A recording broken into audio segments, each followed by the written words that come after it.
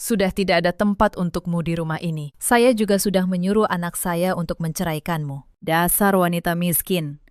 Itulah kata-kata yang diucapkan ibu mertua saya. Di malam saat saya kehilangan segalanya. Bisnis saya bangkrut, ditipu sahabat sendiri. Rumah saya disita bank dan suami saya dengan tangannya sendiri membuang saya ke jalanan. Malam itu saya terpaksa tidur di teras sebuah masjid kecil. Basah, kelaparan, tanpa harapan. Tapi saya tidak tahu satu hal. Saat saya terbangun keesokan paginya, seorang pria tua datang menghampiri saya. Ia berkata pelan, "Majikan saya, seorang miliarder yang sedang sekarat, ingin bertemu Anda untuk menandatangani surat wasiatnya." Halo, sahabat semua. Selamat datang kembali di kanal ini. Sebelum cerita dimulai, tuliskan di kolom komentar dari daerah mana kalian menonton kisah ini. Jangan lupa tekan tombol like dan subscribe supaya kanal ini terus berkembang. Mari kita mulai.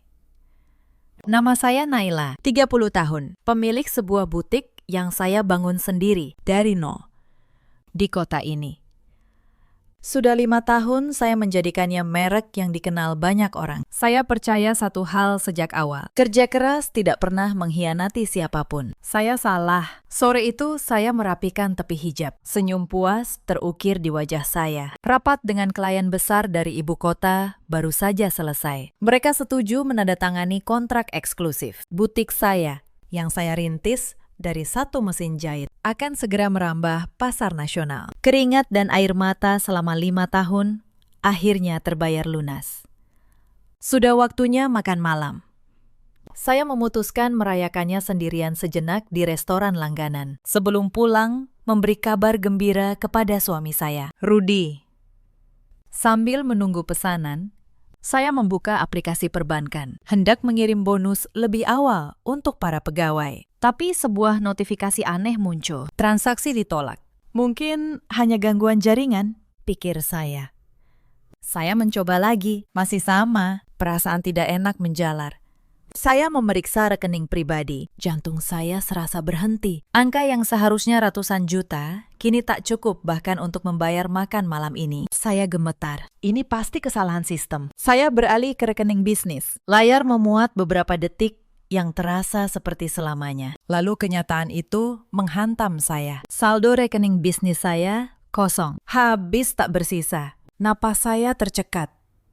Restoran yang hangat itu tiba-tiba terasa sedingin kuburan. Saya bangkit, meninggalkan makanan yang baru datang dan berjalan cepat ke meja kasir. "Maaf, Pakistan. Sepertinya kartu saya bermasalah. Boleh saya coba kartu yang lain?" Suara saya bergetar. Satu persatu kartu di dompet saya serahkan. Kartu debit, kartu kredit, kartu bisnis. Semuanya ditolak. Wajah kasir itu mulai menunjukkan kejengkelan. Beberapa pengunjung lain melirik ke arah saya. Rasa malu membakar pipi saya. Ponsel saya juga tidak bisa mengakses perbankan. Kata saya, panik. Saya jamin. Saya punya uang. Saya berhenti. Saya teringat satu orang, Siska. Sahabat baik saya sejak kuliah, sekaligus mitra bisnis. Siska yang memegang penuh kendali keuangan perusahaan. Saya mempercayainya seperti saudara sendiri. Dengan tangan gemetar, saya menekan nomornya. Telepon berdering sekali, lalu terputus. Saya mencoba lagi. Kali ini, suara operator yang menjawab. Nomor yang Anda tuju sedang tidak aktif. Kepanikan berubah menjadi teror. Saya berlari keluar dari restoran. Saya tidak lagi peduli pada tagihan atau tatapan orang. Saya harus ke kantor. Sekarang, saya berlari di trotoar, tidak memedulikan sepatu hak tinggi yang menyakiti kaki saya. Kantor hanya berjarak beberapa blok dari sana. Saya tiba di ruko 3 lantai milik butik dengan napas terengah-engah. Lampu di lantai 1 mati. Seharusnya masih ada pegawai yang lembur. Saya berlari ke lantai 2. Gelap total. Saya meraba saklar dan cahaya neon yang berkedip menampakkan pemandangan yang membuat lutut saya lemas. Ruangan itu kosong. Benar-benar kosong. Komputer, mesin jahit industri, puluhan gulungan kain impor. Semua desain eksklusif saya hilang. Brankas di sudut terbuka lebar. Isinya ludes. Siska telah mengambil semuanya. Sahabat yang saya percaya sepenuh hati telah mengkhianati saya dengan cara paling kejam. Saya terduduk di lantai yang dingin. Air mata mengalir tanpa bisa saya tahan. Saya bukan hanya ditipu, saya dihancurkan. Saya mencoba menelpon Rudy, suami saya. Saya butuh pegangan. Saya butuh suara suami saya. Telepon Rudy masuk ke kotak suara. Saya mencoba lagi dan lagi. Tetap sama. Rasa dingin yang lain, yang lebih menakutkan, mulai merayapi punggung saya. Tiba-tiba ponsel saya bergetar. Sebuah email masuk. Bukan dari Siska, bukan dari Rudy. Email itu dari bank. Jantung saya berdebar kencang saat membukanya. Pemberitahuan penyitaan aset. Siska tidak hanya menguras rekening. Ia telah mengambil pinjaman besar atas nama perusahaan dengan rumah pribadi saya sebagai jaminan. Dan dengan kaburnya Siska, pinjaman itu langsung macet. Bank akan menyita rumah saya pagi besok. Malam itu saya kehilangan segalanya. Bisnis yang saya bangun dengan darah dan air mata. Sahabat yang saya anggap saudara. Dan rumah. Satu-satunya tempat saya merasa aman. Saya kini tidak punya apa-apa selain pakaian yang melekat di badan dan tas berisi dompet yang kosong. Dalam semalam, Naila, pengusaha sukses yang dikagumi, telah menjadi gelandangan. Saya berjalan gontai di jalanan yang sepi. Saya tidak tahu harus kemana. Kaki saya membawa langkah tanpa arah. Lalu saya teringat, masih ada satu tempat. Satu-satunya tempat yang tersisa. Rumah ibu mertua saya. Meski hubungan saya dengan Ibu Ratih tidak pernah hangat, wanita itu tetaplah ibu dari suami saya. Setidaknya, saya pasti akan diberi tempat untuk beristirahat malam ini. Saya tidak punya uang sepeser pun untuk taksi. Saya berjalan kaki berkilo-kilometer, melintasi kota yang mulai tertidur. Sepatu hak tinggi sudah saya lepas. Kaki saya lecet dan melepuh. Tapi rasa sakit di kaki tidak seberapa dibanding rasa sakit di hati. Sayalah yang dulu membiayai renovasi rumah bercat hijau itu, yang memberi Ibu Ratih uang bulanan jauh lebih besar dari Rudy. Selama ini saya berusaha mengambil hatinya dengan materi, berharap suatu hari ia menerima saya dengan tulus. Tapi Ibu Ratih selalu dingin dan sinis. Seakan kesuksesan saya adalah penghinaan baginya. Gerimis berubah menjadi hujan. Tubuh saya menggigil. Saya mengumpulkan sisa keberanian. Lalu menekan bel. Tidak ada jawaban. Saya menekan lagi. Kali ini lebih lama. Terdengar suara pintu dibuka dari dalam. Lalu langkah kaki. Lampu teras menyala. Pintu gerbang dibuka sedikit. Sosok Ibu Ratih muncul, mengenakan daster dan kerudung instan. Wajahnya yang penuh kerutan tampak kesal karena tidurnya terganggu. Tapi kekesalan itu langsung berubah menjadi jijik saat melihat saya. Mau apa kau malam-malam begini? Seperti gelandangan saja. Sembur Ibu Ratih. Lidah saya keluh. Saya menelan ludah, menahan tangis yang kembali mendesak. Ibu, tolong. Lirih saya. Suara serak. Naila kena musibah. Siska menipu Naila. Bisnis Naila bangkrut. Rumah disita. Saya mengharapkan sedikit iba, tapi yang saya dapatkan adalah tawa. Ibu Ratih tertawa terbahak-bahak, dingin dan penuh kemenangan. Bangkrut. Akhirnya, sudah kuduga. Wanita sombong sepertimu pasti akan jatuh juga. Lupa kodratmu sebagai istri, sibuk mengejar uang sampai lupa mengurus suami. Air mata saya tumpah. Ibu, ini bukan waktunya membahas itu. Mohon saya, izinkan Naila masuk malam ini saja. Naila tidak punya tempat lain. Di luar hujan, wajah Ibu Ratih mengeras. Masuk ke rumahku. Enak saja. Sudah tidak ada tempat untukmu di sini. Aku juga sudah menyuruh anakku untuk menceraikanmu. Dasar wanita miskin. Untuk apa Rudy mempertahankan istri yang tidak berguna? Selama ini ia tersiksa hidup di bawah bayang-bayangmu. Sekarang kau miskin. Ia bebas. Pergi. Jangan bawa sial ke rumahku. Kata-kata itu bagaikan ribuan pisau yang menusuk jantung saya. Jadi, Rudy tahu. Jadi, semua ini sudah direncanakan. Kepanikan saya memuncak. Saya mengeluarkan ponsel, berharap masih ada sisa baterai. Saya harus bicara dengan Rudy. Saya harus mendengar langsung dari mulut suami saya sendiri. Dengan jari gemetar, saya menekan nomor Rudy. Telepon tersambung. jantung saya berdebar penuh harapan. Tapi kemudian telepon itu ditutup. Saya mencoba lagi, ditolak. Lalu, sebuah pesan singkat masuk. Dari Rudy, ibu sudah cerita semuanya. Maaf, Nay. Aku tidak bisa melawan ibuku. Aku sudah lelah hidup denganmu. Sebaiknya kita selesai sampai di sini. Jangan hubungi aku lagi. Ponsel itu terlepas dari genggaman saya, jatuh ke genangan air di bawah kaki. Layarnya mati. Seperti harapan saya. Pria yang saya cintai, pria yang saya dukung selama ini. Pria yang hidup nyaman dari hasil kerja keras saya, meninggalkan saya tepat saat saya terpuruk paling dalam. Ibu Ratih menatap saya dengan senyum puas. Sudah baca pesan dari Rudy. Sekarang pergi. Jangan mengotori pagarku. Ia membanting pintu gerbang, menguncinya dari dalam. Lampu teras kembali padam, meninggalkan saya sendirian dalam kegelapan dan hujan yang semakin deras. Saya tidak tahu berapa lama berdiri mematung di sana. Tubuh saya basah kuyup. Jiwa saya mati rasa. Saya telah kehilangan segalanya dalam beberapa jam. Bisnis, harta, sahabat, dan suami. Saya berjalan gontai tanpa tujuan. Kaki telanjang saya tak lagi merasakan sakit. Hujan membasuh air mata saya. Saya hanya ingin berhenti. Saya ingin tidur. Saya sangat lelah. Tak jauh dari sana, saya melihat sebuah masjid kecil. Gerbangnya sedikit terbuka. Saya melangkah masuk, mencari tempat berteduh. Saya menemukan teras di bagian samping, tempat jamaah wanita biasa beristirahat. Teras itu kering, terlindung dari hujan. Saya merebahkan tubuh di lantai keramik yang dingin. Saya memeluk lutut, berusaha mencari kehangatan. Malam itu, Naila, wanita yang beberapa jam lalu adalah pengusaha sukses, terpaksa tidur di teras masjid, sendirian, putus asa, dan hancur lebur. Matahari pagi menembus celah teras masjid. Saya terbangun dengan kaget. Keramik dingin di bawah pipi dan rasa sakit di sekujur tubuh mengingatkan saya. Ini bukan mimpi. Semuanya nyata. Saya, pengusaha yang kemarin masih dihormati, kini tidur di teras masjid seperti tunawisma. Rasa lapar melilit perut. Saya membersihkan wajah di tempat wudhu, lalu melihat pantulan diri di cermin. Mata bengkak, wajah pucat pasi. Saya tidak lagi mengenali wanita itu. Menangis tidak akan membantu. Lapor polisi. Atas apa?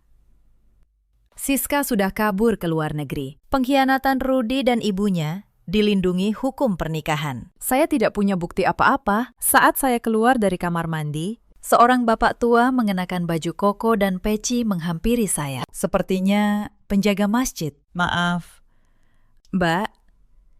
Tadi saya lihat Mbak tidur di teras. Apa Mbak baik-baik saja? Tanyanya dengan nada khawatir. Saya hanya bisa mengangguk pelan. Terlalu malu untuk menceritakan kebenaran. Bapak itu sepertinya mengerti. Ini, ada sedikit sarapan dari masjid. Nasi bungkus, sisa sedekah subuh tadi. Dimakan dulu, biar ada tenaga, katanya. Menyodorkan sebungkus nasi dan segelas air. Saya menerimanya dengan tangan gemetar. Terima kasih banyak, ujar saya lirih. Saya duduk kembali di teras, membuka bungkusan itu, dan makan perlahan. Menahan air mata. Di saat orang-orang terdekat membuang saya, orang asing yang tidak saya kenal justru memberi saya kebaikan. Saat saya mengunyah suapan terakhir, sebuah mobil hitam mewah berhenti di depan gerbang masjid. Mungkin donatur besar, pikir saya. Tapi kemudian seorang pria tua berusia 60-an turun dari mobil. Berpakaian sangat rapi. Kemeja batiknya licin dan mahal. Wajahnya berwibawa dan teduh. Pria itu berjalan lurus ke arah saya. Saya menunduk, merasa sangat tidak nyaman. Saya pasti terlihat sangat menyedihkan. Permisi. Apa benar ini dengan Nona Naila? Saya mendongak kaget. Bagaimana pria ini tahu nama saya? Iya, saya Naila. Bapak siapa? Pria itu tersenyum tipis. Kenalkan, saya Bagas. Saya diutus majikan saya untuk mencari Anda. Dunia saya seakan berputar. Majikan siapa? Saya rasa Bapak salah orang. Saya tidak salah orang. Nona Naila, katanya tenang. Majikan saya sudah lama mengawasi Anda. Beliau tahu semua yang terjadi.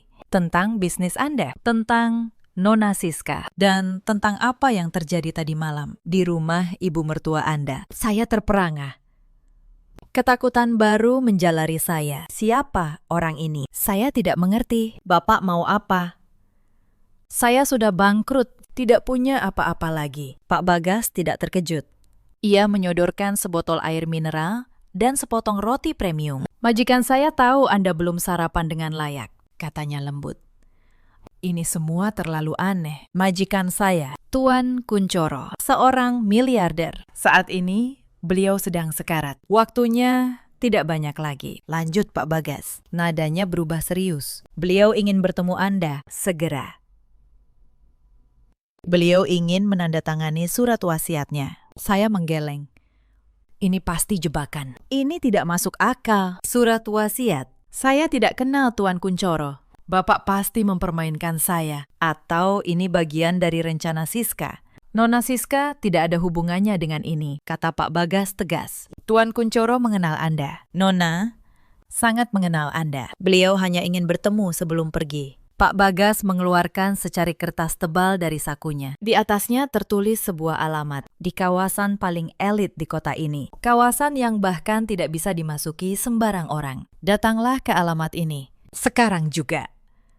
Mobil saya akan mengantar Anda. Saya menatap alamat itu, lalu wajah Pak Bagas yang tulus. Saya tidak tahu harus percaya atau tidak. Tapi apalagi yang bisa diambil dari saya? Rumah, harta, suami, sahabat.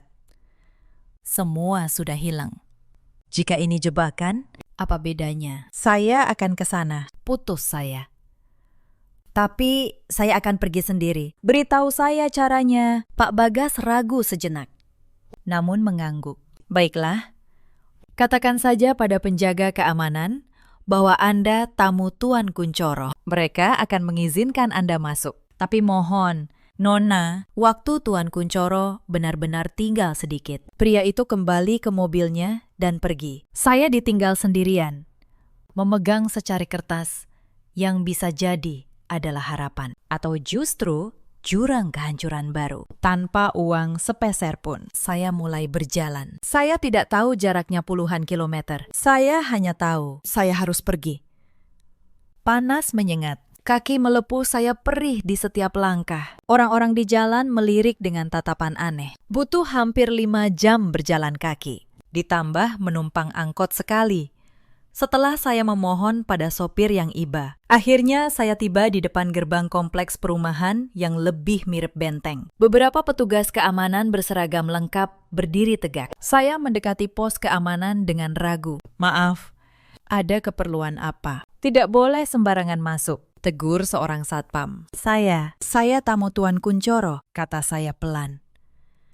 Satpam itu memandang saya dari atas ke bawah, tatapan tidak percaya. Kamu tamu Tuan Kuncoro dengan penampilan seperti ini? Ledek satpam yang lain. Saya Naila, Pak Bagas yang menyuruh saya datang, kata saya. Berusaha terdengar yakin mendengar nama Pak Bagas. Satpam itu langsung mengubah sikapnya. Ia segera mengangkat telepon. Halo, Pak Bagas, ini ada wanita bernama Naila, mengaku tamu. Ia menutup telepon, langsung membuka gerbang kecil di samping. Silakan masuk. Nona, maafkan kami, lurus saja. Nanti ada mobil golf yang menjemput. Saya masuk, dan dunia saya seakan berubah. Udara pohon rindang, rumah-rumah sebesar istana. Sebuah mobil golf mengantar saya menyusuri jalan marmer, berhenti di depan rumah terbesar di antara semuanya. Pak Bagas sudah menunggu di pintu utama. Wajahnya lega. Syukurlah. Nona sudah tiba. Mari. Tuan Kuncoro sudah menunggu. Interior rumah itu menakjubkan. Lukisan mahal, Gucci, antik. Lantai marmer berkilau. Kami naik lift pribadi ke lantai 3. Pak Bagas membawa saya ke sebuah pintu kayu besar. Tuan ada di dalam, beliau menunggu Anda. Pak Bagas membuka pintu. Saya melangkah masuk ke sebuah kamar yang lebih besar dari seluruh kantor saya dulu. Kamar itu dipenuhi peralatan medis canggih. Bau obat tercium samar. Di tengah ruangan, di atas ranjang rumah sakit yang besar, terbaring seorang pria tua. Pria itu sangat kurus dan pucat. Selang infus menancap di tangannya. Selang oksigen membantunya bernapas. Tapi Matanya masih memancarkan ketajaman. Saat mata itu menatap saya, air mata langsung menggenang di pelupuk yang keriput. Pria itu mengangkat tangannya yang gemetar. Ia mencoba berbicara. Akhirnya kamu datang, anakku. Suara itu serak dan lemah, tapi saya mendengarnya dengan jelas. Jantung saya serasa berhenti berdetak. Anakku, apa maksudnya ini? Maaf, Pakistan, kata saya. Mendekat dengan bingung. Mungkin Bapak salah orang. Saya Naila, tapi saya bukan. Tidak. Potong Pak Kuncoro. Suaranya sedikit lebih kuat. Aku Kuncoro, ayahmu. Ayah kandungmu. Naila. Saya mundur selangkah. Tidak mungkin. Ayah saya sudah meninggal. Pria yang membesarkanmu adalah ayah sambungmu, kata Pak Kuncoro tertatih. Dia menikahi ibumu setelah aku dipaksa pergi. Kami dipisahkan. Nak, napas saya tercekat. Pria yang saya kenal sebagai ayah, ternyata ayah sambung. Ibu saya tidak pernah bercerita. Ibumu sangat mencintaiku. Tapi keluargaku tidak setuju. Mereka membuangku ke luar negeri. Mengancam akan mencelakai ibumu dan bayi yang dikandungnya jika aku kembali. Kamu, Naila. Cerita Pak Kuncoro dengan susah payah. Aku terpaksa pergi, membangun semua ini dari nol, berharap bisa menemukan kalian. Tapi saat aku kembali, ibumu sudah meninggal, dan aku baru menemukanmu beberapa tahun ini. Air mata saya mengalir. Saya tidak tahu harus merasakan apa. Marah, sedih, bingung. Seluruh hidup saya, seluruh identitas saya, terasa seperti kebohongan. Aku mengawasimu dari jauh. Naila. Lanjutnya. Aku melihatmu tumbuh jadi wanita hebat, wanita kuat. Seperti ibumu. Aku bangga sekali. Aku ingin datang, tapi aku takut mengacaukan hidupmu. Lalu, aku sakit, dan aku melihat apa yang mereka lakukan padamu. Siska, Rudy, dan ibunya. Kemarahan berdesir di mata pria tua itu. Mereka tidak pantas menyakitimu. Nak, aku tidak bisa melindungimu dulu, tapi aku bisa melindungimu sekarang. Tiba-tiba, seorang pria lain yang sejak tadi berdiri diam di sudut ruangan, melangkah maju. Pria itu memakai setelan jas mahal dan membawa sebuah koper. Tuan Kuncoro, Nona Naila. Maaf menginterupsi, katanya formal. Saya pengacara Tuan Kuncoro. Waktu kita tidak banyak. Kondisi Tuan semakin menurun. Pria itu membuka koper, mengeluarkan setumpuk dokumen tebal. Ia meletakkannya di meja samping ranjang, bersama sebuah pulpen. Nona Naila, Tuan Kuncoro ingin Anda menandatangani dokumen ini. Ini surat wasiat beliau. Dokumen ini menyatakan Anda sebagai satu-satunya ahli waris dari seluruh kekayaan Tuan Kuncoro. Jantung saya seakan terhenti. Saya tidak percaya. Saya menatap dokumen itu, lalu menatap wajah pria yang mengaku sebagai ayah saya. Pria sekarat ini, miliarder ini, ayah saya. Pak Kuncoro menggenggam tangan saya yang kotor dan kapalan. Tanda tangani. Nai, ini bukan hanya uang. Ini keadilan untukmu. Naila, suara Pak Kuncoro terdengar lagi. Serak dan penuh perjuangan. Jangan biarkan mereka menang. Ambil ini. Ini bukan hanya uang. Ini keadilan untukmu. Keadilan. Kata itu bergaung di benak saya. Di mana letak keadilan saat saya kehilangan segalanya karena ditipu? Saat suami saya sendiri membuang saya demi ibunya. Aku mengenal ibumu, aku mencintainya, dan aku mencintaimu. Sejak aku tahu kau ada, desah Pak Kuncoro. Tangannya yang kurus meraih tangan saya. Maafkan aku, baru datang sekarang. Ayah terlambat. Panggilan ayah itu menghantam saya. Pria ini adalah darah daging saya. Kebenaran itu terlalu besar untuk ditelan. Nona Naila, kondisi Tuan Kuncoro. Kita harus segera. Pengacara itu mendesak. Saya menarik napas panjang, lalu mengambil pulpen itu. Pulpen itu terasa berat dan dingin di tangan saya yang gemetar. Saya tidak punya apa-apa lagi. Saya tidak akan rugi apa-apa lagi. Jika ini takdir saya, entah baik atau buruk, saya akan menghadapinya. Di mana saya harus tanda tangan? Tanya saya. Suara kini datar tanpa emosi. Pengacara membuka halaman pertama. Saya menandatangani tanpa membaca. Tanda tangan yang sama yang dulu membangun bisnis saya. Yang sama yang Siska palsukan untuk menghancurkan saya. Halaman demi halaman. Saham mayoritas di puluhan perusahaan. Properti di berbagai negara. Aset yang jumlah nolnya tak bisa saya hitung. Jantung saya mati rasa. Saya hanya mesin pembubuh tanda tangan. Setelah hampir 30 menit, pengacara itu berhenti di satu halaman khusus. Bagian ini penting. Nona Naila, ini klausul khusus yang diminta Tuan Kunchoro. Saya mencoba membaca. Mata sulit fokus. Isinya bukan tentang uang atau saham, melainkan tentang sebuah brankas simpanan pribadi di Bank Sentral. Brankas nomor 777. Klausul itu menyatakan brankas dan seluruh isinya yang tidak terdaftar dalam aset perusahaan adalah milik pribadi saya. Tidak seorang pun. Bahkan Dewan Direksi. Boleh tahu isinya. Pak Kunchoro terbatuk. Pak Bagas dengan sigap membantunya minum. Dengan sisa tenaga. Pak Kunchoro merogoh sesuatu dari bawah bantal. Sebuah amplop kecil yang tebal dan tersegel. Ini kuncinya. Bisik Pak Kunchoro. Menyerahkan amplop itu ke tangan saya. Dan kodenya. Hanya kamu yang boleh membukanya. Di dalam brankas itu ada kebenaran. Bukan hanya tentang kita. Nai, tapi tentang pengkhianatan yang menghancurkanmu. Saya menatap amplop itu. Beratnya terasa aneh di tangan saya. Jangan percaya siapapun. Lanjut Pak Kunchoro.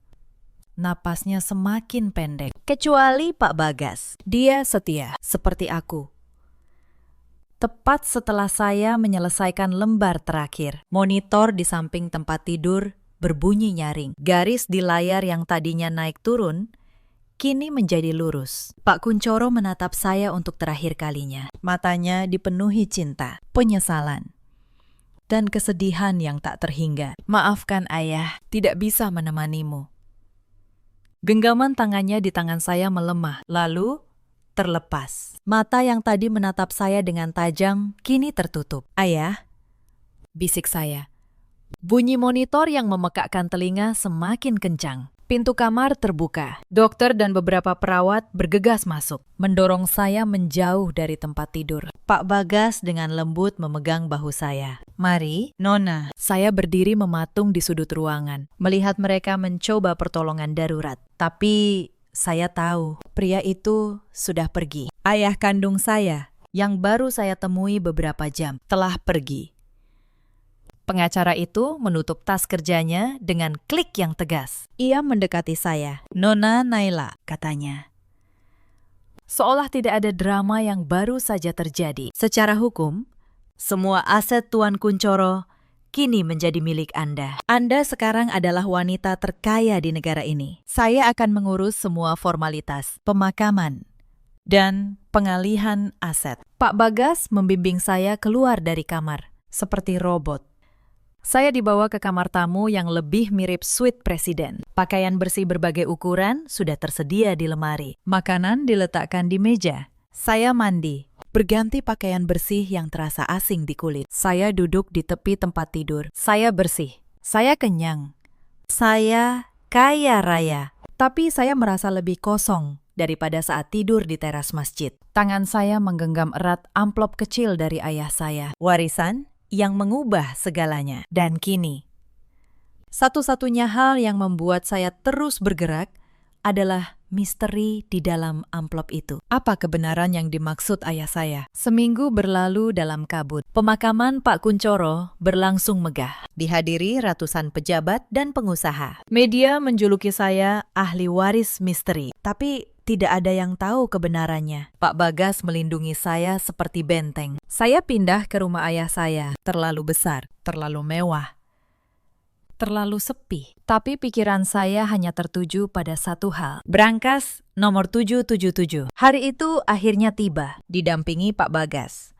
Saya masuk ke gedung Bank Sentral. Manajer bank menyambut saya seperti ratu. Pemandangan yang sangat kontras dengan saat saya diusir dari rumah mertua. Saya dibawa ke ruang bawah tanah, melewati beberapa lapis pintu baja. Silahkan, Nona Naila, ini area pribadi Anda. Di depan saya ada kotak baja bernomor 777. Saya memasukkan kunci dari amplop yang saya simpan seperti jimat, lalu menekan kombinasi angka dari ayah. Terdengar klik.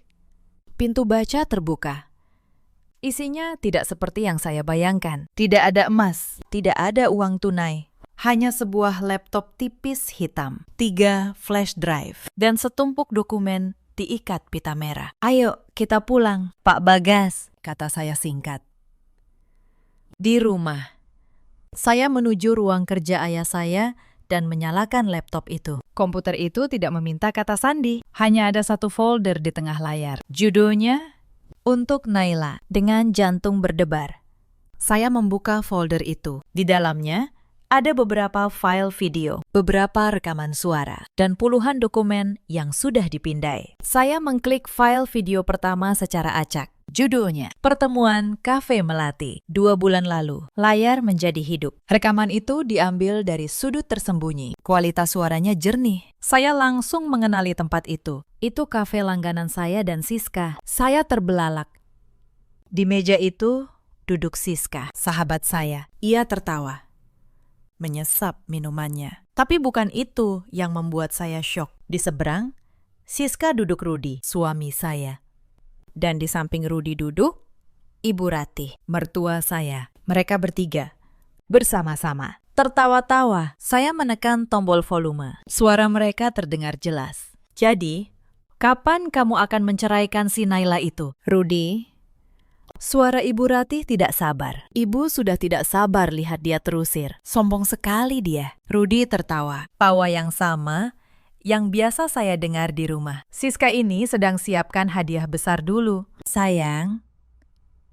Ia merangkul bahu Siska. Siska tersenyum manja. Tinggal sedikit lagi. Dokumen pinjaman bank atas nama perusahaannya sudah siap. Aku akan gunakan rumah Naila sebagai jaminan. Aku sudah palsukan tanda tangannya. Bodoh sekali dia.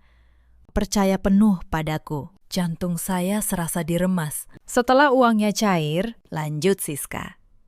Aku langsung transfer ke rekening kita di luar negeri. Dia akan sibuk dikejar-kejar bank. Dia tidak akan tahu apa yang menimpanya saat itu. Mas Rudi bisa ceraikan dia. Alasan ekonomi. Sempurna. Ibu Ratih bertepuk tangan. Pintar sekali kalian. Akhirnya kita bisa singkirkan benalu itu. Saya merasa mual. Saya ingin mematikan video itu. Tapi tangan saya tidak bisa bergerak. Saya harus tahu. Saya harus tahu semuanya. Saya mengklik file lain, sebuah rekaman suara. Judulnya, Telepon Rudi. Saya mendengar suara suami saya. Biarkan dia bangkrut. Aku sudah muak jadi suaminya. Muak hidup di bawah bayang-bayangnya. Selalu dia yang dipuji. Selalu dia yang sukses. Setelah dia miskin dan aku ceraikan, aku akan menikahi Siska. Hartanya kita bagi 3. Lalu suara Ibu Ratih menyahut. Bagus. Itu baru anak ibu. Dan pastikan rumah baru yang Siska beli dari uang itu atas nama ibu. Mengerti? Saya membekap mulut saya. Saya muntah di tempat sampah di samping meja. Jadi ini adalah pengkhianatan yang sempurna. Sahabat saya, suami saya, dan ibu mertua saya. Mereka bertiga merencanakan ini. Mereka berkonspirasi untuk menghancurkan saya, mengambil semua milik saya, dan membuang saya seperti sampah. Saya kembali menatap layar. Ada file lain. Berisi laporan dari seorang detektif swasta. Ayah saya, Pak Kuncoro, telah menyewa detektif itu. Ayah saya curiga ada yang tidak beres dengan keuangan Siska. Ayah saya sedang berusaha mengumpulkan bukti untuk melindungi saya, tapi ia keburu meninggal. Saya menutup laptop itu dengan tangan gemetar. Air mata tidak lagi keluar. Yang saya rasakan bukan kesedihan, bukan lagi rasa sakit. Yang saya rasakan adalah kemarahan. Kemarahan yang dingin dan membara. Ayah saya tidak hanya meninggalkan saya kekayaan. Ayah saya memberi saya senjata. Ayah saya memberi saya bukti. Saya menatap pantulan diri di layar laptop yang gelap. Wajah saya pucat. Tapi mata saya menyala. Mereka pikir mereka sudah menang. Mereka pikir mereka sudah menghancurkan saya. Mereka salah. Ini bukan akhir. Ini baru permulaan. Sebulan berlalu sejak saya menandatangani surat warisan itu. Sebulan saya habiskan untuk berkabung, bukan untuk pria yang tidak saya kenal, tapi untuk kehidupan yang telah direnggut dari saya. Namun berkabung tidak berlangsung lama. Dengan bimbingan Pak Bagas dan tim pengacara terbaik, saya melahap setiap laporan keuangan dan detail jaringan bisnis ayah. Saya bukan lagi Naila, si pemilik butik yang naif, melainkan Naila Kuncoro, pewaris yang memegang kendali. Dan hal pertama yang ingin saya kendalikan adalah keadilan saya sendiri. Sementara itu, Rudi dan Ibu Rati sedang menikmati hidup. Mereka pindah ke rumah mewah di kawasan elit, yang dibeli Siska dengan sebagian uang curian sebagai hadiah untuk calon mertua dan calon suaminya. Malam itu mereka berpesta, merayakan kebebasan Rudi dari saya. Lihat kita sekarang, hidup seperti raja, kata Rudi mengangkat gelas. Wanita bodoh itu, si Naila. Mungkin sekarang sedang mengemis di pinggir jalan, sahut Ibu Ratih dengan kalung berlian mencolok. Itu balasan yang pantas untuk wanita sombong. Tawa mereka bercampur musik yang keras. Tiba-tiba, musik berhenti. Bel rumah berbunyi berkali-kali, kasar. Siapa sih itu? Mengganggu saja, gerutu Ibu Ratih. Belum selesai ia bicara, pintu utama terbuka. Tidak didobrak, tapi dibuka dengan kunci dari luar. Seorang pria berjas membukanya, lalu menyingkir. Saya melangkah masuk. Musik berhenti total. Tawa membeku di tenggorokan Rudi dan Ibu Ratih. Mereka menatap saya seolah melihat hantu. Naila yang ini berbeda. Bukan lagi pakaian kerja sederhana, tapi setelan blazer putih gading dengan hijab sutra senada. Wajah saya dirias tipis namun tegas. Mata dingin menatap lurus ke arah mereka tanpa rasa takut. Di belakang saya berdiri Pak Bagas dan 4 pria berseragam hitam. Tampak seperti pengawal pribadi. Rudi yang pertama bersuara, suaranya bergetar. Ia menatap saya dari atas ke bawah. Kak, kau dapat baju bagus dari mana? Mengemis ke siapa lagi? Ibu Rati lebih dulu pulih dari keterkejutannya. Amarahnya langsung tersulut. Beraninya kau, wanita miskin. Masuk ke sini. Ini rumahku. Keluar kau. Security. Panggil security. Saya tersenyum. Senyuman yang tidak sampai ke mata. Senyuman yang membuat bulu kuduk Ibu Ratih berdiri. Security yang mana, Bu? Tanya saya dengan suara tenang. Security kompleks ini. Mereka semua bekerja untuk saya. Apa maksudmu? Jangan mengigau kau, bentak Ibu Ratih. Maaf, Bu. Sepertinya Anda salah, kata saya. Melangkah lebih jauh ke dalam ruangan. Saya menyentuh vas mahal di atas meja. Rumah ini, perabotan ini, bahkan udara yang kalian hirup di kompleks ini. Semuanya milik saya. Rudi tertawa gugup. Naila, hentikan. Kamu sudah gila, ya? Stres karena bangkrut. Saya tidak gila, Rudi. Saya juga tidak bangkrut. Saya memberi isyarat kepada salah satu pria berjas di belakang. Pria itu, seorang pengacara, melangkah maju dan membuka sebuah map. Perkenalkan, kata pengacara itu, mewakili klien saya, Nona Naila Kuncoro, pewaris tunggal dari seluruh aset almarhum Tuan Kuncoro. 3 minggu lalu, perusahaan induk milik Nona Naila telah mengakuisisi penuh perusahaan pengembang yang memiliki dan mengelola seluruh kawasan perumahan ini. Wajah Rudi dan Ibu Ratih memucat. Rumah yang Anda tempati ini, lanjut pengacara itu, dibeli atas nama Siska, menggunakan dana yang diperoleh secara ilegal dari klien kami. Namun, transaksi itu belum selesai. Uang mukanya memang sudah dibayar, tapi sisa pelunasannya belum. Dan karena Siska kini berstatus buron, kami telah membatalkan transaksi itu pagi tadi. Saya menatap Ibu Ratih. Jadi, secara teknis, Ibu sedang berpesta di rumah saya tanpa izin. Tidak. Tidak mungkin, jerit Ibu Ratih. Matanya melotot. Ini jebakan. Ini pasti bohong, Rudi. Lakukan sesuatu. Usir dia. Rudi tidak bergerak. Ia terlalu takut. Ia melihat wanita di depannya bukanlah Naila yang ia kenal. Ini orang lain, orang yang sangat berkuasa. Saya tidak punya banyak waktu untuk bermain-main, kata saya.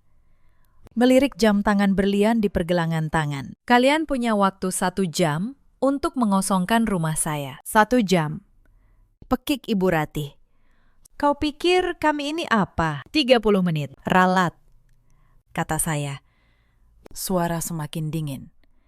Setiap menit kalian masih di sini setelah 30 menit. Saya akan menuntut kalian atas penyerobotan lahan. Saya mendekati Rudy, menatap mata pria yang pernah saya cintai itu. Kamu tahu, Rudy, saya punya rekaman percakapanmu dengan Siska dan ibumu. Yang di kafe Melati, yang lewat telepon. Semuanya.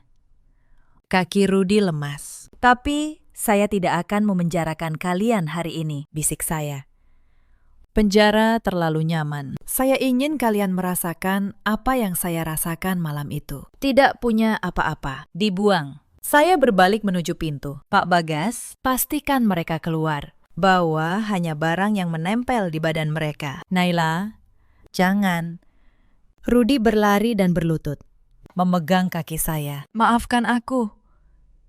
Aku dipaksa, Ibu. Nai. Aku masih suamimu. Saya menendang tangannya hingga terlepas. Suamiku.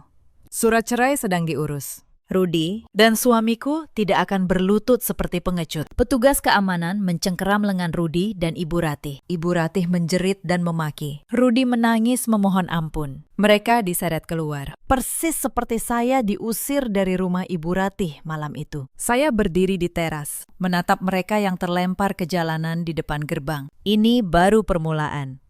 Kata saya pelan pada diri sendiri. Kalian baru merasakan sedikit dari kehancuran yang kalian siapkan untukku. Setelah mengamankan aset dalam negeri dan mengusir Rudy serta Ibu Ratih, fokus saya beralih ke target utama. Siska, otak dari semuanya. Ular yang paling berbisa. Laporan tim detektif warisan ayah menyebut Siska berada di Swiss. Menikmati uang curiannya di rekening rahasia. Ia pasti merasa aman. Saya tidak bisa begitu saja meminta ekstradisi. Prosesnya lama.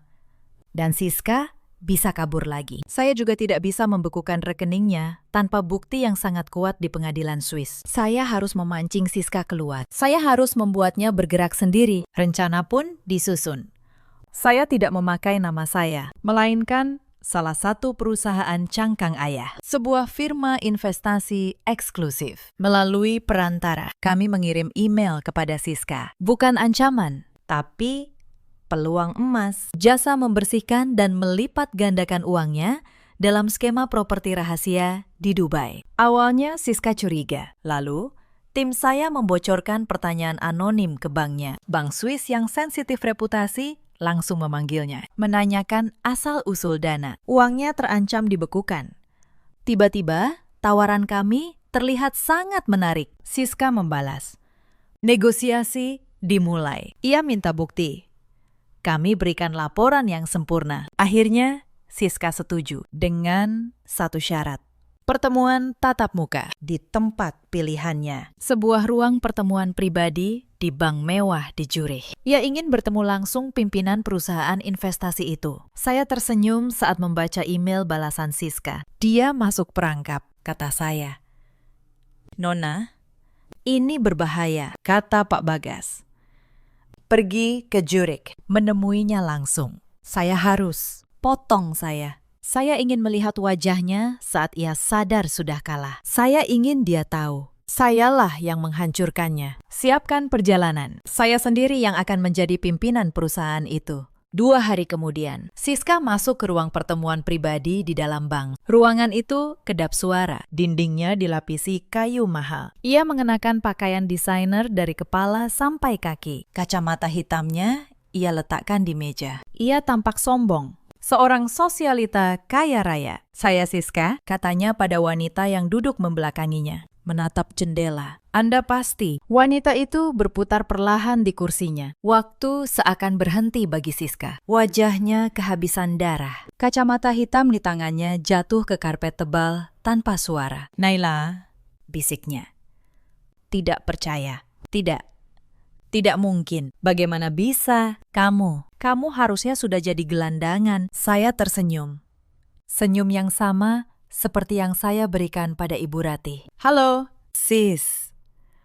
kaget melihatku. Kupikir kamu akan senang. Kita kan sahabat. Siska mundur selangkah. Tangannya meraba-raba pintu di belakang. Apa maumu? Kamu menjebakmu. Saya berdiri, berjalan pelan mengitari meja. Tidak, Siska. Aku hanya memberimu apa yang kamu inginkan. Peluang investasi. Bukankah kamu serakah? Kamu ambil bisnisku, rumahku. Bahkan hampir mengambil suamiku. Tapi kamu tidak puas. Kamu mau lebih. Ini tidak akan berhasil. Naila. Siska menemukan kembali suaranya. Kini penuh amarah. Kita di Swiss. Kamu tidak bisa apa-apa padaku di sini. Aku akan panggil keamanan. Kamu yang akan ditangkap. Siska berbalik dan menggedor-gedor pintu. Tolong. Ada penyusup. Saya hanya diam. Menunggunya selesai. Pintu terbuka. Tapi yang masuk bukan keamanan. Yang masuk adalah dua pria berseragam polisi Swiss. Didampingi seorang pria berjas yang menunjukkan lencana Interpol. Wajah Siska berubah dari marah menjadi teror murni. Nona Siska, kata agen Interpol itu. Anda ditahan atas permintaan pemerintah Indonesia. Tuduhannya penipuan skala besar, penggelapan, dan pencucian uang internasional. Tidak. Ini salah paham, jerit Siska. Dia yang menjebak saya. Siska menunjuk saya. Saya maju selangkah. Saya tidak menjebakmu, sis. Saya hanya memberikan mereka bukti. Saya mengangkat sebuah flash drive kecil. Semua rekaman, semua bukti transfer yang kamu palsukan. Semua rekaman suaramu dengan Rudy dan Ibu Ratih. Semuanya ada di sini. Ayahku yang menyiapkannya sebelum dia meninggal. Hadiah perpisahan. Kamu pikir kamu bisa lari? Siska, bisik saya. Permainan baru saja dimulai. Polisi Swiss mulai memborgol tangan Siska. Siska meronta, menangis. Naila, jangan lakukan ini. Aku sahabatmu. Sahabatku tidak akan menikamku dari belakang, jawab saya dingin. Saat Siska diseret keluar, ia berteriak penuh kebencian. Kamu akan menyesal. Naila, kamu akan menyesal. Saya menatap Siska yang menghilang di ujung koridor. Penyesalan, kata saya, adalah kemewahan yang tidak kamu miliki. Sis, bulan-bulan berikutnya panjang dan melelahkan. Ini bukan lagi perang strategi, tapi perang hukum. Dengan seluruh kekuatan finansial dan legal warisan ayah, saya memastikan proses hukum berjalan tanpa celah. Siska diekstradisi ke tanah air. Bukti digital dan forensik yang dikumpulkan detektif ayah tidak terbantahkan. Tidak lama kemudian, Rudy dan Ibu Ratih ikut ditetapkan sebagai tersangka. Mereka tidak bisa lagi bersembunyi. Rekening mereka yang dibekukan dan bukti transfer dari Siska menjadi rantai yang mengikat mereka semua. Hari persidangan akhirnya tiba. Ruang sidang penuh sesak. Para wartawan berdesakan di barisan belakang. Saya masuk lewat pintu samping, dikawal Pak Bagas. Saya duduk di kursi saksi. Hijab biru tua saya memancarkan ketenangan. Saya bukan lagi korban yang menangis di teras masjid. Saya adalah kekuatan yang menuntut keadilan. Di kursi terdakwa duduk ketiga, orang yang menghancurkan hidup saya, mengenakan seragam tahanan oranye. Sebuah ironi. Siska yang dulu selalu glamor, kini pucat tanpa riasan. Matanya menatap liar penuh kebencian. Rudy menunduk dalam-dalam, tidak berani menatap saya. Di sampingnya, Ibu Ratih terus merapalkan sumpah serapah pelan. Sidang dimulai. Jaksa membacakan dakwaan berlapis. Penipuan, penggelapan, pencucian uang, dan konspirasi. Pengacara Siska berargumen klien mereka juga korban. Pengacara Rudy dan Ibu Ratih malah menyalahkan Siska, melukiskan klien mereka sebagai orang naif yang dimanipulasi. Lalu tiba giliran saya bersaksi. Suara saya tenang dan stabil. Saya menceritakan bagaimana kehilangan bisnis dalam hitungan jam. Lalu datang ke rumah ibu mertua dalam keadaan kedinginan dan kehujanan, memohon tempat berteduh. Saya mengulang kata-kata Ibu Ratih. Sudah tidak ada tempat untukmu. Aku juga sudah menyuruh anakku menceraikanmu. Dasar wanita miskin. Saya menatap Rudy yang masih menunduk, dan saya menceritakan bagaimana suami saya, pria yang saya percaya, mengirim pesan singkat yang memutuskan hubungan karena saya sudah tidak punya apa-apa. Ruang sidang hening. Saya tidak menangis. Saya menyajikan fakta dengan ketegasan yang menusuk. Lalu, puncaknya tiba. Pengacara saya meminta izin memutar barang bukti. Layar besar diturunkan. Rekaman dari Kafe Melati diputar. Seluruh ruang sidang melihat Siska, Rudy, dan Ibu Ratih tertawa bersama. Mereka mendengar jelas rencana Siska memalsukan tanda tangan saya. Suara Rudy berkata, "Biarkan dia bangkrut," dan Ibu Ratih yang licik meminta bagian dari harta itu. Wajah Ibu Ratih di kursi terdakwa berubah putih seperti kapur. Rudy akhirnya mengangkat kepala. Matanya penuh kengerian, melihat dirinya sendiri di layar. Video kedua diputar. Rekaman suara. Aku sudah muak hidup di bawah bayang-bayangnya. Setelah dia miskin, aku akan menikahi Siska. Hartanya kita bagi 3. Itu adalah paku terakhir di peti mati mereka. Tiba-tiba, Ibu Ratih tidak tahan lagi. Ia melompat dari kursi. Bohong.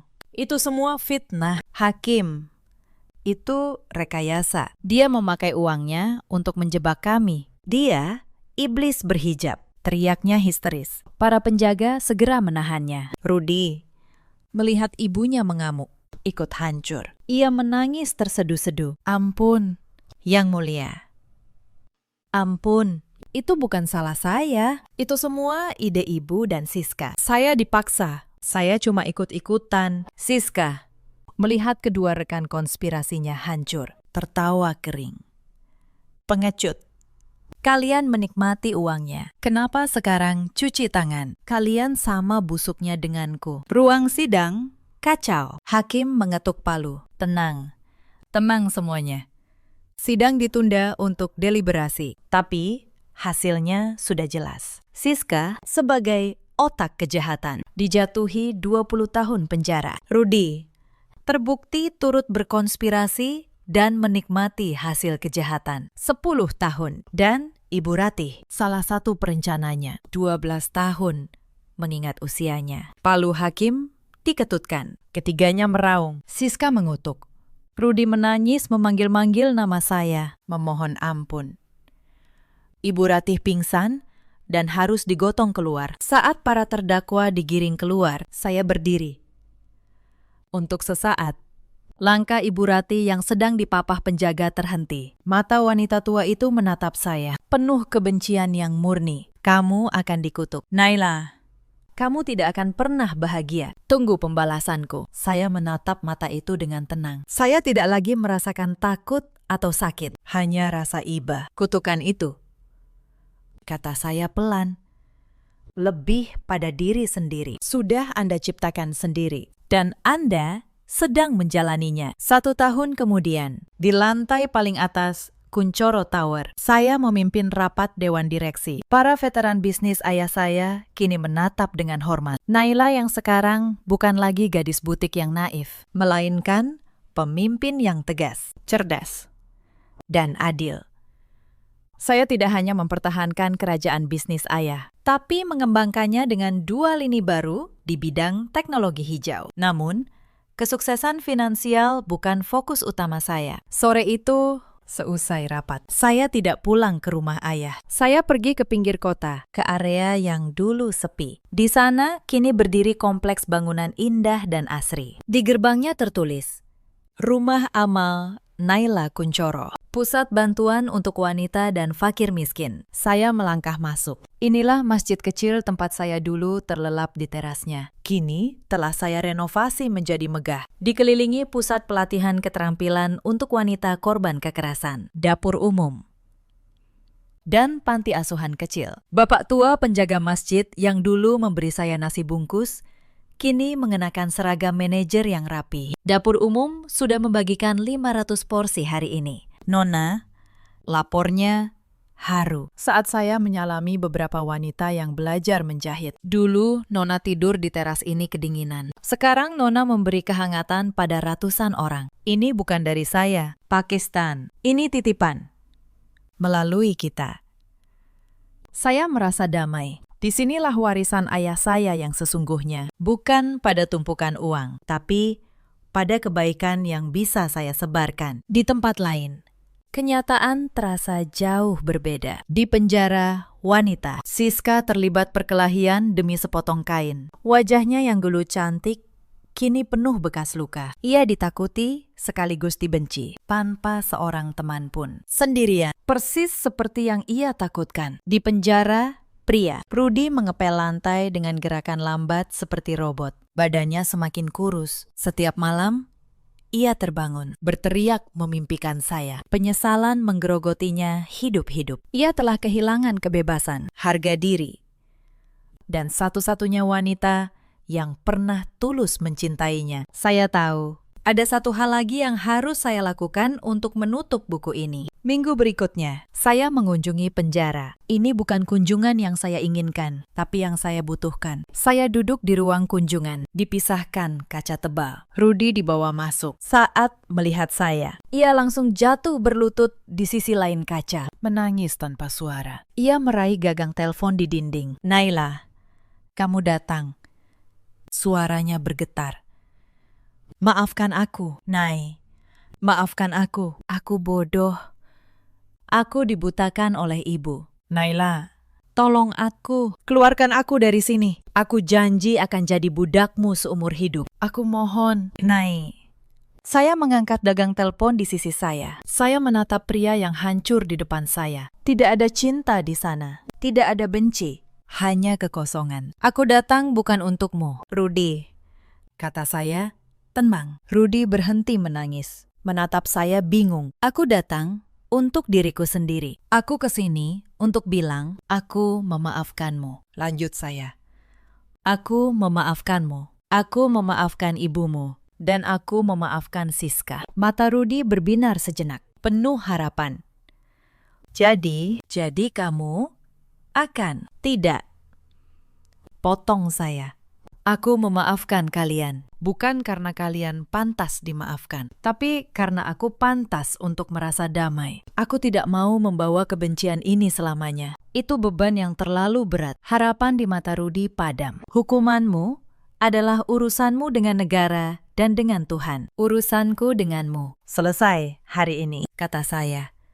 Saya meletakkan gagang telepon kembali ke tempatnya, memutus suara tangisan Rudy. Saya berdiri, tidak menoleh ke belakang lagi. Saya berjalan keluar dari gedung penjara yang suram, melangkah ke bawah sinar matahari yang cerah. Pak Bagas sudah menunggu di depan mobil, membukakan pintu. "Kita kemana, Nona?" Saya masuk ke dalam mobil. Saya menarik napas dalam-dalam, merasakan udara kebebasan. "Kita pulang, Pak Bagas." Saya tersenyum. Senyum tulus yang benar-benar lepas. Saya akhirnya mengerti. Warisan sejati ayah saya bukanlah triliunan rupiah atau kerajaan bisnis. Warisan sejatinya adalah kesempatan kedua. Kesempatan untuk bangkit dari kehancuran, menemukan keadilan. Dan yang terpenting, menemukan kedamaian untuk diri saya sendiri. Cerita ini mengajarkan satu hal pada kita. Jangan pernah mengukur seseorang dari hartanya. Dan jangan pernah merasa aman saat menyakiti orang yang mempercayaimu. Karena roda kehidupan selalu berputar. Di luar sana, ada banyak perempuan yang seperti saya dulu. Bekerja keras siang malam, menafkahi keluarga. Namun tetap dipandang rendah karena dianggap melupakan kodrat. Mereka membangun segalanya sendiri, lalu dikhianati oleh orang yang paling mereka percaya. Ada juga banyak suami seperti Rudy, pria yang nyaman hidup dari keringat istrinya, namun diam-diam menyimpan iri, dan berbalik membuang istrinya begitu ujian datang. Ada pula para ibu mertua seperti Ibu Ratih, wanita yang menutup pintu hatinya, yang melihat menantu bukan sebagai keluarga, melainkan sebagai ancaman yang harus disingkirkan. Siska menjalani hari-harinya dalam jeruji, sendirian